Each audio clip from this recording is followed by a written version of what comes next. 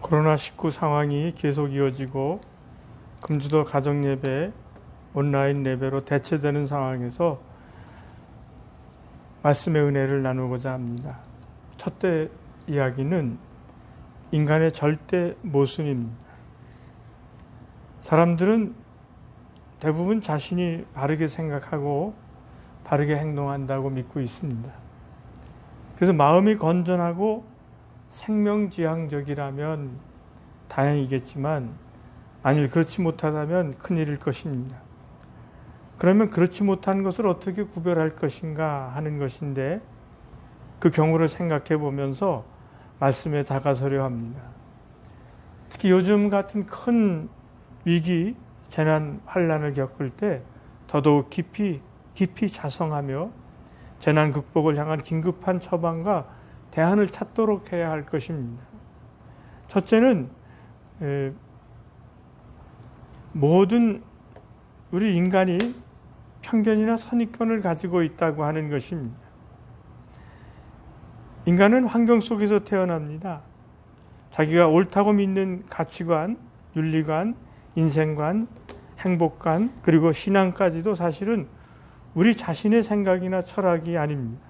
모두 외부 환경으로부터 우리 속에 투입된 마음에 틀러 굳어져서 우리의 뇌 속에 존재하는 것입니다.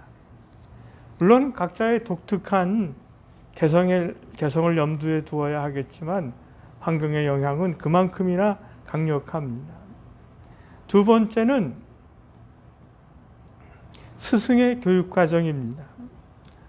우리의 생각과 신념 등이 생명의 원리에 맞아야 하는데 그래서 먼저 깨달은 스승이 필요합니다. 지혜롭고 깨달은 스승을 잘 만나 바르게 말씀을 묵상하고 또 가르침을 받을 때 우리는 스스로 자신도 스승이 되어갈 수 있고 올바른 생각과 올바른 행동을 펼칠 수 있습니다. 세 번째는 과감한 절제 포기입니다. 해체입니다. 잘못된 생각은 과감히 버리라 하는 것이죠. 만약 우리의 가치관이나 철학이 부당하고 파괴적이라는 사실을 깨달았다면 반생명적이고 반영성적이고 자기 패배적인 생각과 태도 그리고 신념 체계를 과감히 해체해 버려야 합니다. 그래서 신앙생활, 말씀 묵상, 기도 등을 통해서 더욱더 우리의 신념, 감정 등으로부터 탈동일화, 본래의 나와 내가 가지고 있는 사상체계나 철학에서 그걸 분리시켜 나가는 것이죠. 네 번째는 우리를 성숙한 삶으로 매일매일 바꾸지 않으면 안 된다는 것입니다. 코로나19를 통해서 드러나고 있는 인간의 약점과 한계, 무력함과 죽음 앞에 초라하게 드러나는 여러 인간의 그런 실존들을 우리 모두 한번 자성하면서 우리도 이번 기회를 통해서 무엇을 반성하고 특히 교회는 또 하나님의 백성들은 어떻게 바르게 자성하면서 말씀대로 살아갈 것인가 하는 것을 깊이 성찰해보고 깨닫는 기회가 되도록 해야 할 것입니다. 두 번째 이야기는 수혈 이야기입니다.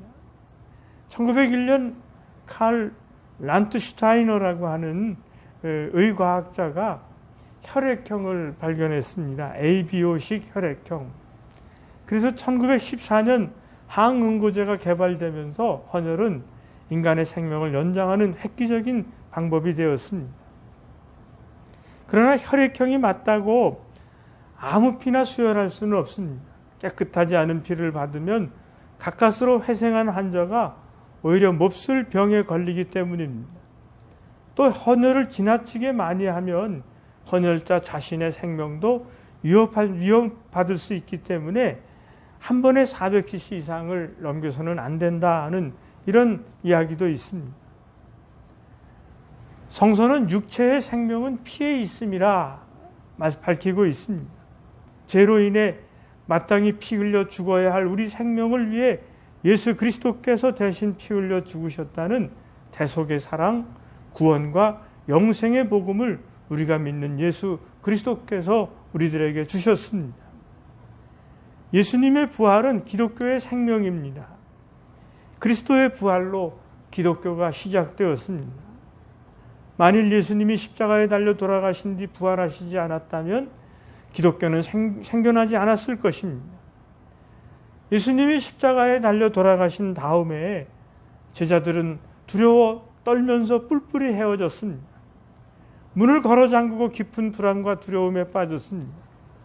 혹시라도 예수님과 한물이었다는 사실이 발각될까 봐 겁을 냈습니다. 마음이 허전했습니다. 고향으로 돌아가 생계 유지할 대책을 세우기에 급급했습니다. 이처럼 시리와 불안과 공포 속에 빠진 제자 앞에 호련히 부활하신 주님이 나타나셨습니다. 처음엔 낯선 분으로 여겼습니다. 제자들은 화들짝 놀랐습니다. 흥분했습니다. 예수님께서 이전에 가르쳐 주셨던 말씀들이 주마등처럼 지나갔습니다. 죽은 지 사흘 만에 다시 살아나리라 예언의 말씀이 성취된 것입니다. 바로 그때부터 제자들이 달라졌습니다. 더 이상 소심하게 숨어 사는 겁쟁이들이 아니었습니다. 그리스도를 위해서 목숨까지도 바칠 수 있는 담력이 생겼습니다. 더 이상 갈릴리 바다에서 고기나 잡는 무식쟁이들이 아니었습니다. 그렇습니다. 그리스도의 부활은 제자들의 삶을 송두리째 바꿔놓았습니다. 주저앉아 있던 사람들이 일어났습니다. 낙심했던 이들이 희망을 얻었습니다. 두려움에 사로잡혀 후퇴하던 제자들이 어떤 위기도 두려워하지 않고 전진해 나갔습니다. 순교도 두렵지 않았습니다. 공동체로부터 쫓겨나는 것도 겁내지 않았습니다. 예수 그리스도야말로 길이요 진리요 생명이라 담대하게 외칠 수 있었던 것입니다. 그들은 더 이상 예전의 제자들이 아니었습니다. 그야말로 180도 변화되었습니다. 참으로 놀라운 변화입니다. 첫 번째는 마지막 부활 때는 이라고 하는 것입니다. 마지막 부활 때에는 우리는 지난 주일 요한복음 말씀에서 어떤 사람이 날 때부터 앞을 보지 못한 것은 누구의 죄도 아니고 그에게서 하나님이 하시는 일을 나타내고자 하시는 이름을 알게 되리라 하는 말씀을 은혜로 나눴습니다. 오늘의 말씀은 나사로가 생명이 위험한 병에 걸렸는데 그리스도께서 그것도 하나님의 영광을 위함이요 하나님의 아들이 이로 말미암아 영광을 받게 하려 함이라 밝히고 있습니다. 병든 나사로도 죽음의 직면에서 연약함을 드러내고 또 그의 누이들이 몹시 슬퍼하고 또 그가 유명을 달리했을 때는 참으로 참담한 슬픔 속에 빠졌던 것이 사람입니다. 그런데 하나님께서 이 일을 통해서 역사가 나타나시고 그리고 하나님의 아들이 영광을 받으실 것이라 말씀하고 있습니다. 그리스도께서는 나사로의 병든 소식을 듣고 곧장 베다니로 오지 않으셨습니다. 나사로가 죽은 것이지만 죽음이 그의 마지막이 아니라 그리스도가 부활과 생명이심을 몸으로 직접 증언하는 역할을 하게 되리라는 것을 알았던 것입니다. 하나님은 죽은 나사로를 살리실 것이며 그의 아들 예수 그리스도를 십자가의 죽으심에서 부활하심으로 영광을 받게 하실 것입니다. 하나님의 뜻을 알지 못하는 인간들은 한시가 급하고 고통스럽기 그지없었습니다. 예수님께서 빨리 오셔서 곁에 계시기만 하면 오라비가 죽지 아니할 것으로 생각한 마르다와 마리아는 초조하게 기다렸으나 결국 나사로는 세상을 떠나고 말았습니다. 사람들은 그가 다시 살아날 수 없다고 생각했습니다. 누구도 부활을 믿지 않았습니다. 그러나 우리 그리스도인들은 우리 주 예수 그리스도로 말미암는 구속 곧 죄 사함을 믿을 뿐만 아니라 그리스도 예수 안에서 죽고 죽을 뿐만 아니라 부활 영생을 얻는다는 것을 믿고 있습니다. 우리 그리스도인들을 결속시키는 것과 그리스도 공동체라고 하는 가장 큰 이유는 부활을 믿기 때문이라는 것을 우리가 분명히 오늘 말씀 속에서 확신하고 깨달을 수 있어야 하겠습니다. 전 세계에서 14,000여 종과 100조 마리가 넘는 개체수를 자랑하면서 히말라야 산맥과 사하라 사막을 포함한 모든 세계에 존재하는 곤충이 있는데 바로 개미라고 합니다. 만 단위가 넘어가는 개체가 함께 생활하는 개미는 몸의 분비선에서 나오는 페르몬이라고 하는 화학물질을 이용해서 어둠 속에서도 정확하게 의사소통을 하고 분업활동을 하면서 앞에 닥친 복잡한 문제를 해결할 뿐 아니라 심지어 다른 종과도 공생에 서로 간에 이익을 극대화한다고 하는 것이죠.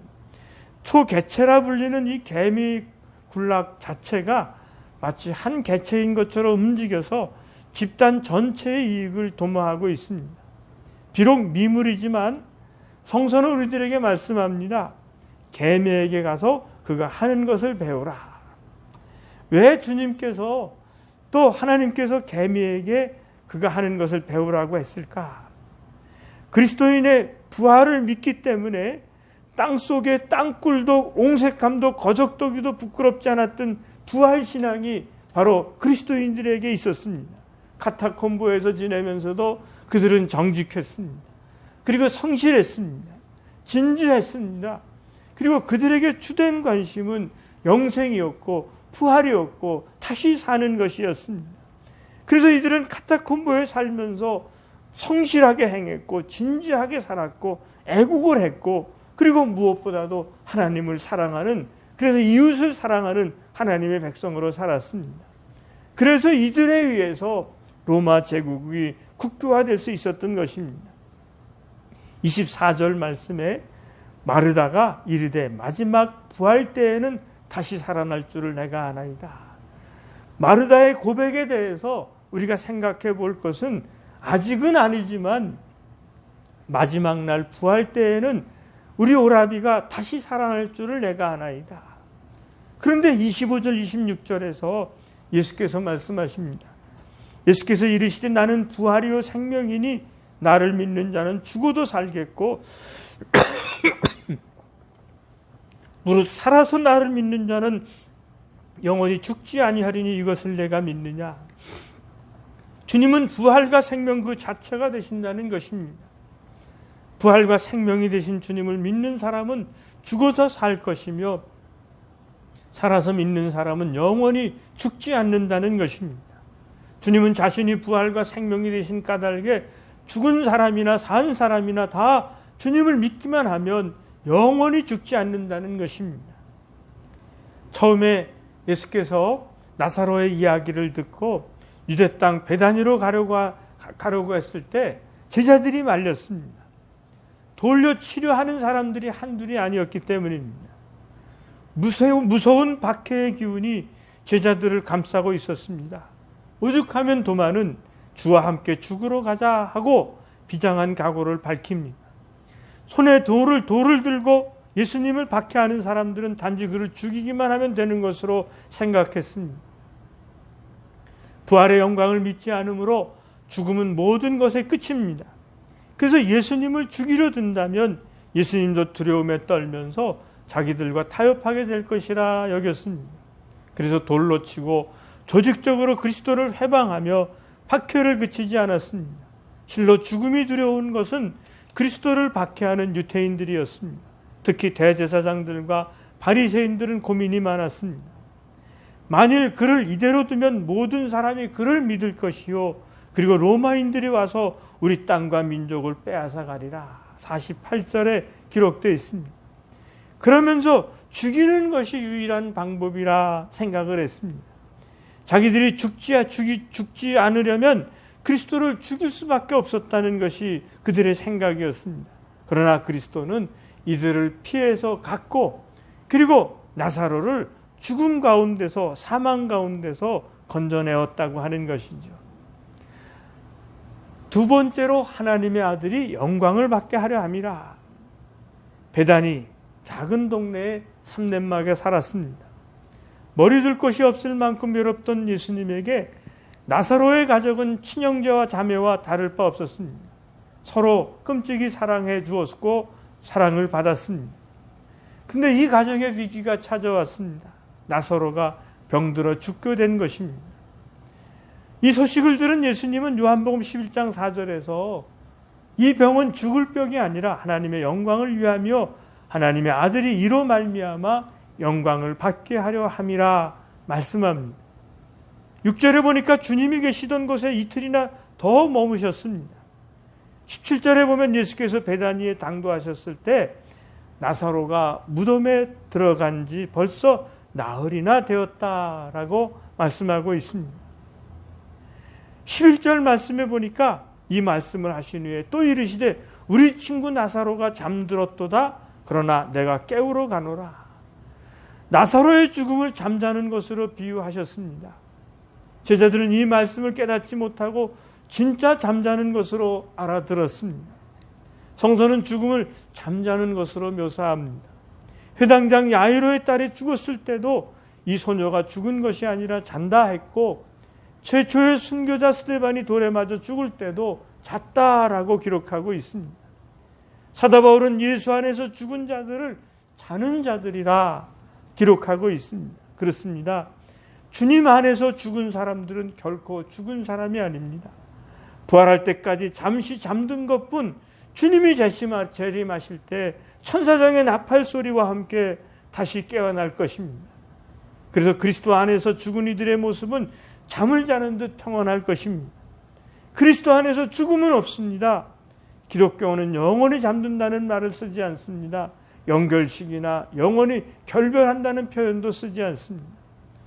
드디어 예수께서 잠든 나사로를 깨우기 위하여 베다니로 갑니다. 이때 언니 마르다가 예수님을 영접하기 위해 무덤 근처 동네까지 나갔습니다. 동생 마리아는 집에 남아 조문객을 맡고 있었습니다. 신약성서 신학자들은 요한복음에 나오는 가장 두드러진 주인공 중에 한 사람을 마르다라 얘기하고 있습니다. 12사도 못지않게 중요한 여제자라고 보는 사람도 있습니다. 무엇보다도 마르다의 이 기독론적인 신앙 고백이 이 속에 담겨 있기 때문입니다. 첫째로 기독론적인 고백 속에 들어있는 것은 마르다는 주님의 능력을 믿었기 때문에 과거를 원망했습니다. 주님이 조금 더 일찍 오셨더라면 내 오라비가 죽지 아니하였겠나이다. 주님이 여기 우리와 함께 계셨다면 우리 오라비가 죽지 않았을 텐데, 주님이 못 고칠 질병이 없다는 사실을 믿기 전에는 할 수 없는 고백이 이 고백입니다.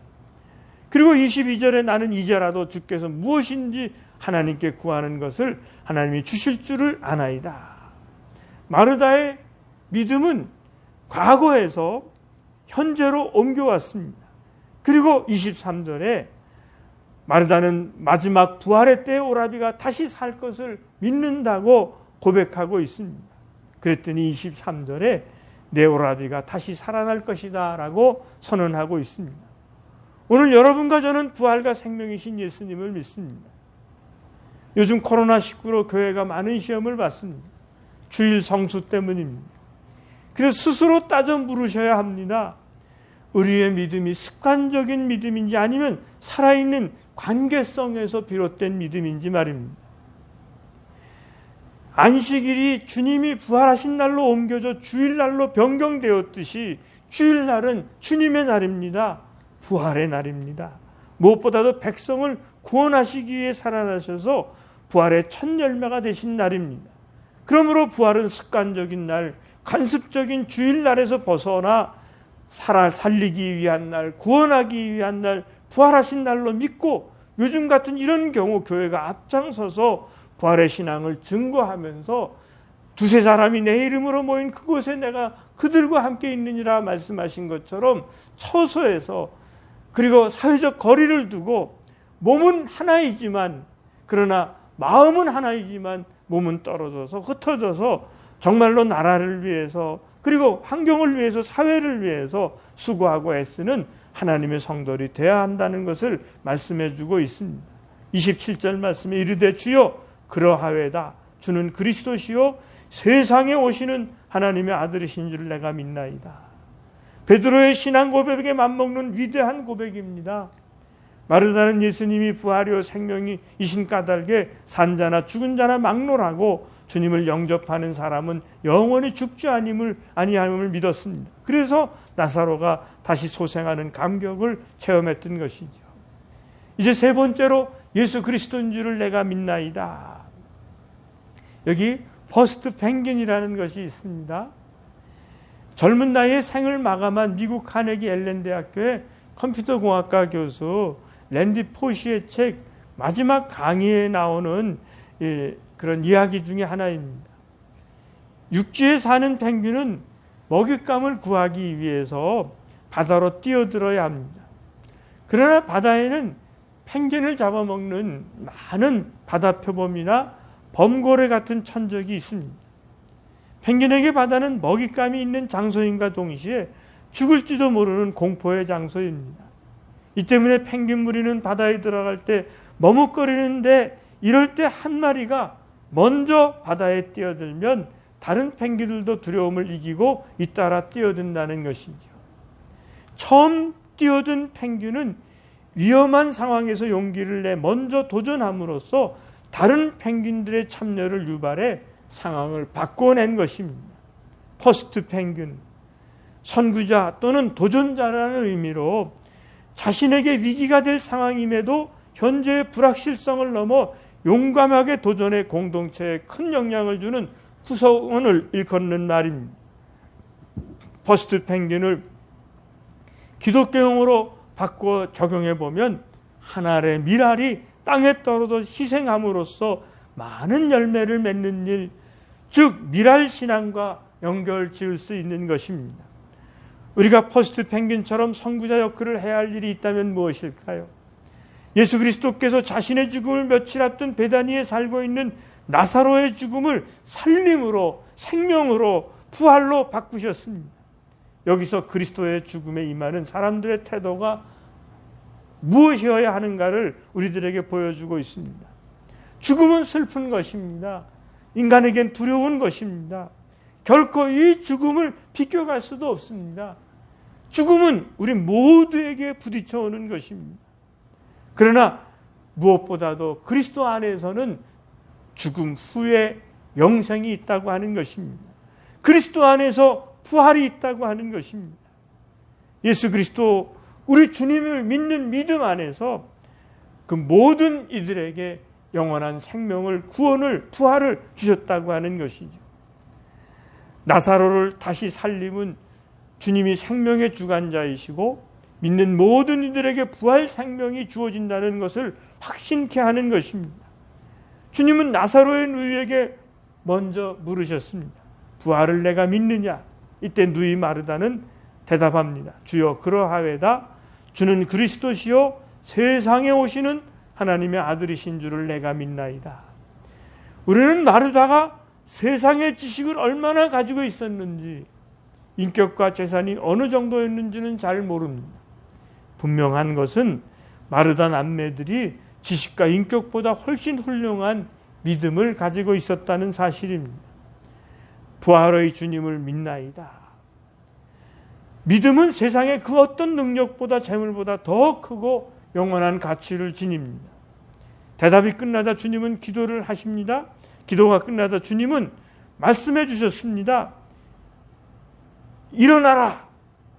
깨어 일어나 나오라. 주님께서 말씀하셨던 것입니다. 이 말씀을 통해서 나사로는 걸어 나오게 되었던 것입니다.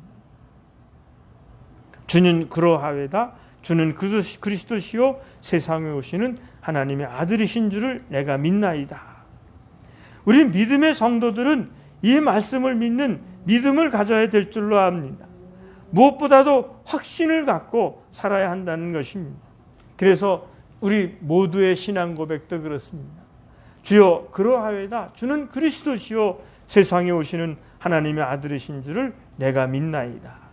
이 믿음을 갖고 사순절 5번째 주일 또 이 위기 가운데 있는 우리 모두에게 우리들은 그래서 생명을 얻고 그래서 구원을 얻고 그래서 영생을 얻기 때문에 성실할 수밖에 없고 참일 수밖에 없고 진실할 수밖에 없다는 이 믿음을 갖고 이 세상 가운데서 주님을 믿는 믿음으로 승리하며 나아가는 성도들이 되어야 될 줄로 믿습니다. 기도하겠습니다. 고마우신 아버지 하나님, 사순절 5번째 주일을 맞습니다. 오늘도 저희들에게 귀한 말씀을 주신 것 감사합니다. 사순절기를 통해서 저희들이 고난도 함께합니다. 위기도 재난도 재앙도 함께했습니다.